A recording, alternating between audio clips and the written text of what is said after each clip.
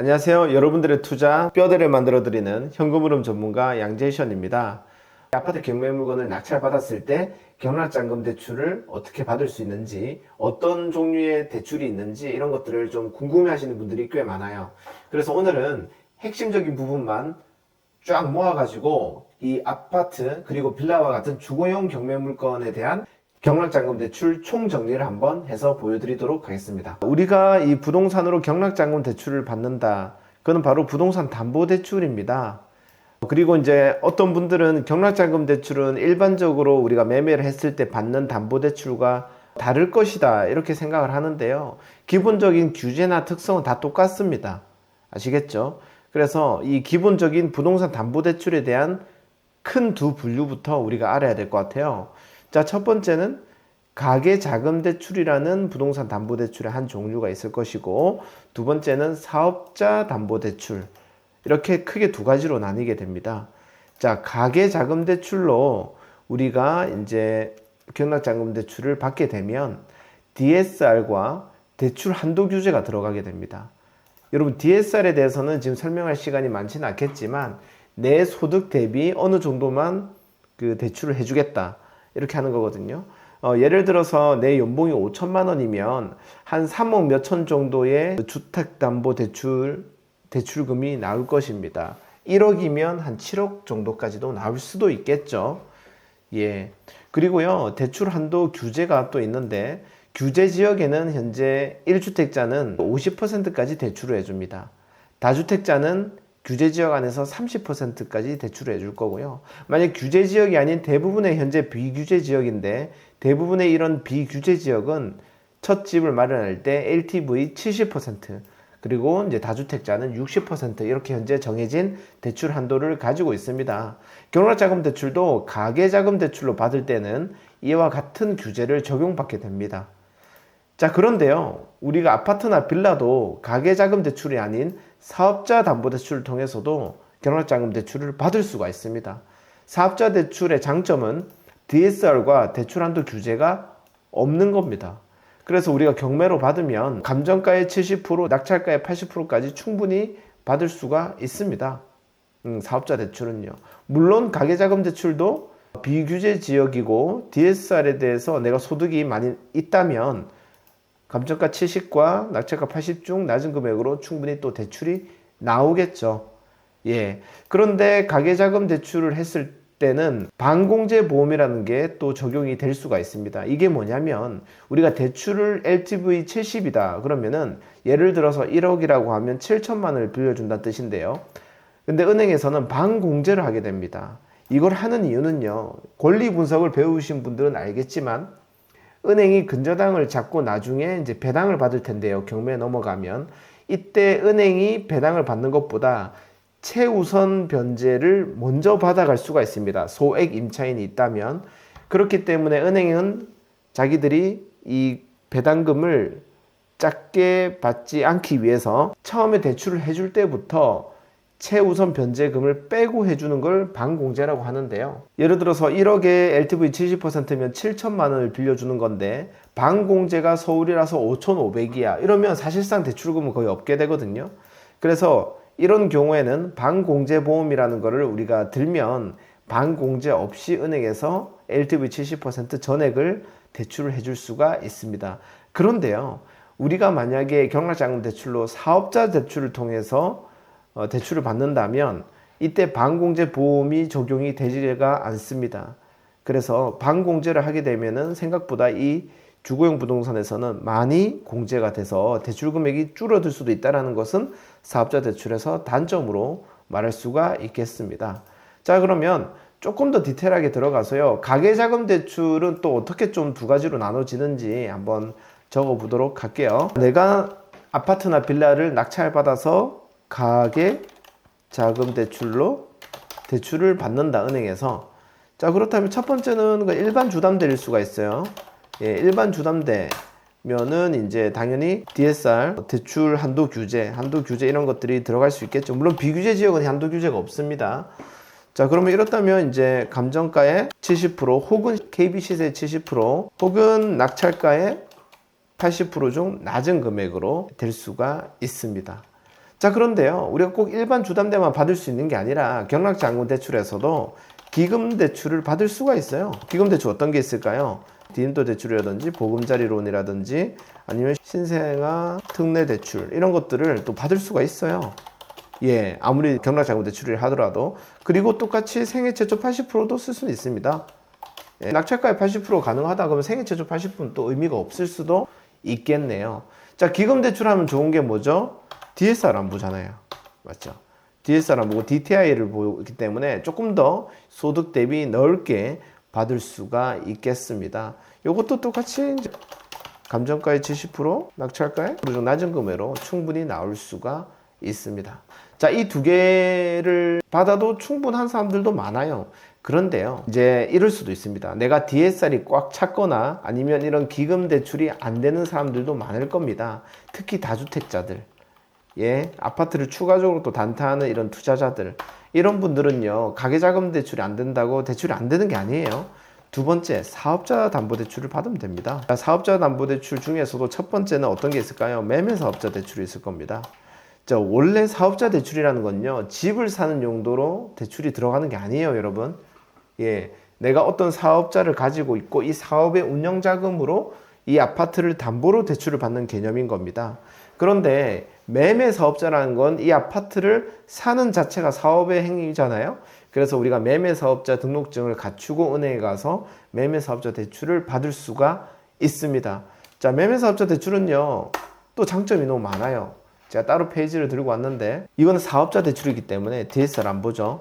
소득 증빙을 DSR처럼 딱딱딱 숫자적으로 하는 게 아니라 어느 정도 통과가 되면 문제가 없다라는 걸 말씀드리는 거고요. 그리고 또 하나 좋은 게 이자만 내면 됩니다. 이자만. 사업자 대출이니까.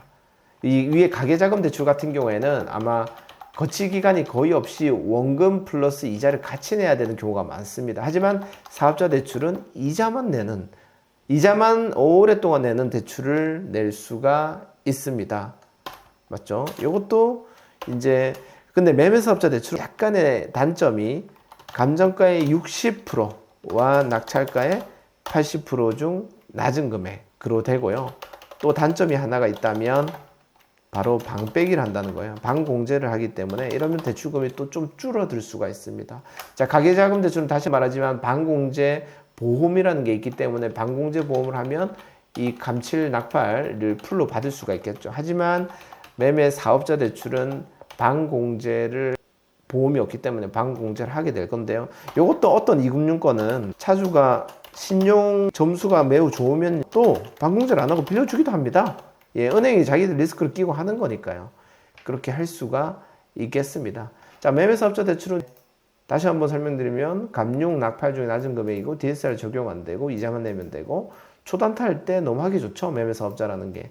그 다음에 중도상환 수수료를 당연히 내야 될 것이고 방공제가 안 된다 입니다. 자, 그러면 여러분 2번은 뭐냐면 일반 사업자 대출입니다. 이것도 당연히 이거는 개념이 뭐냐면 매매업을 위한 매매사업자 대출이 아니라 내가 어떤 사업을 하겠다라고 은행에 이제 얘기를 해서 대출을 받는 건데요. 이렇게도 충분히 받을 수가 있습니다. 당연히 일반 사업자 대출도 DSR 보고요. 그 다음에 이자만 내면 되겠죠? 이자만 내면 될 것이고, 요거는 이제 감칠, 그 다음에 낙찰 중에 낮은 금액으로 하면 될 것 같습니다. 요것도 당연히 단점은 방공제가 들어갈 것이고, 방공제가 대부분 한다고 할 거예요. 사업자 대출 같은 경우에는 단점이 있네요. 바로 장점들도 많지만, 방공제를 또 해버리면 또 아무리 우리가 80%를 받더라도 대출금이 그래 안 클 수가 있습니다. 근데 여러분 또 방법이 있습니다. 어떤 방법이 있을까요? 매매 사업자 대출이나 일반 사업자 대출을 하면서 부동산 담보 신탁이라는 것을 이용할 수가 있습니다. 우리가 흔히 말하는 신탁 대출이 있겠는데요. 이 신탁 대출은 이 바로 사업자 대출을 통해서 해야 되는 것입니다. 어떤 원리냐면 우리가 대출을 받는 사람이 위탁자가 되는 것이고요. 우리가 우리 소유권을 신탁회사에 넘기는 겁니다. 우리의 소유권을 다른 회사에 잠시 넘겨놓는 겁니다. 이때 우리는 위탁자라 그러고 그 다음에 우리 소유권을 받은 회사를 수탁자라고 그럽니다. 그리고 우리한테 돈을 빌려주는 은행을 우선 수익자라고 하는데요. 왜 이런 식으로 하냐면요. 은행에서는 우리한테 빌려주면 자기의 근저당보다 배당을 받을 때 세금으로도 먼저 뜯길 수가 있고 최우선 변제로도 먼저 뜯길 수가 있고 임금 채권으로 먼저 뜯길 수도 있겠죠. 그런데 더 안전하게 이 소유권을 믿을 만한 회사인 신탁회사에 맡겨 놓는다면 안심하고 대출을 풀로 해줄 수가 있습니다. 그렇기 때문에 우리가 감정가보다 낮게 낙찰을 받아준다면 은행에서는 낙찰가의 90%가 넘는 금액도 우리한테 대출을 해줄 수가 있습니다. 가장 좋은 건 뭐예요? 반공제를 안 하고 빌려줄 수가 있다는 겁니다. 자, 매매사업자 신탁으로 하면 감정가의 60과 낙찰가의 90 중 낮은 금액 정도로 이렇게 해주는 것 같아요. 이때 반공제를 안 하고 빌려줄 수 있다. 근데 만약에요, 우리가 감정가가 조금 낮아서 낙찰가의 90보다 감정가 60이 더 낮은 경우도 있어요. 이러면 또 우리가 풀로 대출을 받기가 힘들어지잖아요. 이럴 때는 일반 사업자로 신탁으로 받는 겁니다. 그러면 감정가 70%, 그 다음에 낙찰가 90% 중 낮은 금액으로 한다면 정말 우리가 감정가보다 좀 낮게 받아준다면 실제 낙찰가에 90 받을 수가 있습니다. 반공제 없이요. 예, 그러면 자기 자본이 정말 적게 들어가겠죠. 예, 단타로 매도하고 높은 수익을 남길 수가 있습니다. 높은 수익이라보다 높은 수익률이라고 표현하는 게 더 중요할 것 같아요. 왜냐하면 자기 자본이 적게 들어가기 때문에 높은 수익률로 이렇게 매도할 수가 있습니다. 이렇게 대출을 잘 이용하면요, 자기 자본은 엄청 최소화할 수가 있습니다. 자, 양재시님, 그러면 또 다른 대출 방법이 없나요? 보통 제가 방금 말한 이 원리 안에서 대부분이 담보대출을 받아요.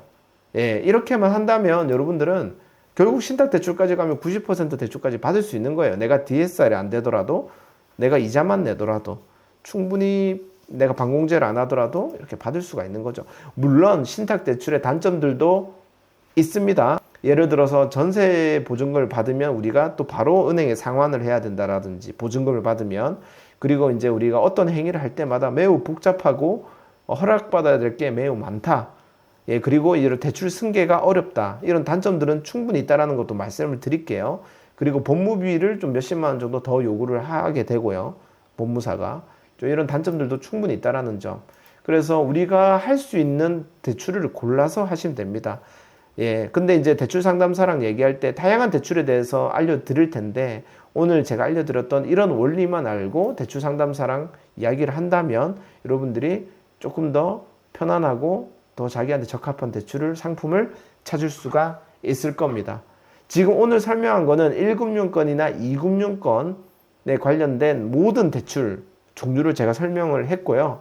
만약에 1금융권, 2금융권도 대출이 힘드신 분이 있으시다면 이제 3금융권까지 가는 겁니다. 신용이 안 좋거나 소득이 정말 없거나. 그렇게 되면 이제 P2P 대출이라든지 법무사, 대부업체 이런 데 가는 건데요.